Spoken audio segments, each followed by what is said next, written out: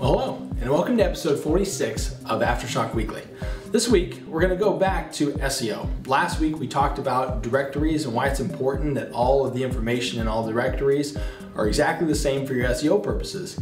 This week, we're going to talk about video and how you can make video agile so that you can use it for SEO purposes.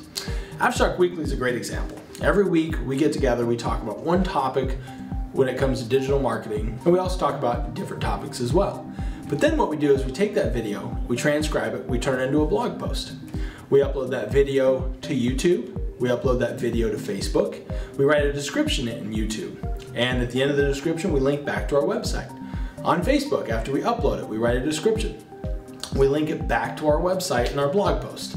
So this is doing a lot of things to help with your SEO. One, there are external links that are coming into your website from authoritative websites. YouTube and Facebook have a lot of authority. Their content has specific information that mirrors what your blog post was written about. So it has a huge SEO benefit because there are external links pointing to your site, helping build authority for different topics that you can talk about in your business.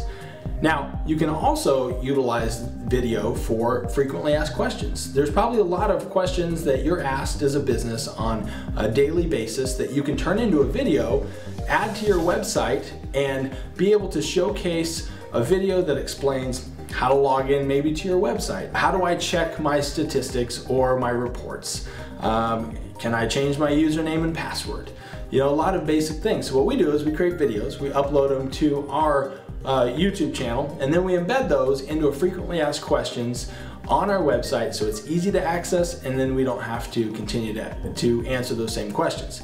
But then we also write a description underneath those videos that point to internal links about the specific product or tactic that we're talking about. So if it's about website, we might link to our website design page. So things like this we also repurpose and make agile so that there's not only a benefit of helping someone understand how to do something, but there's an SEO benefit internally. So those are a couple of tips on how you can use video to not only create a message and share in that particular format, but also repurpose it and use it for SEO purposes. So I hope that helps. Thanks for tuning in to this week's Aftershock Weekly, and we'll leave you with a quote.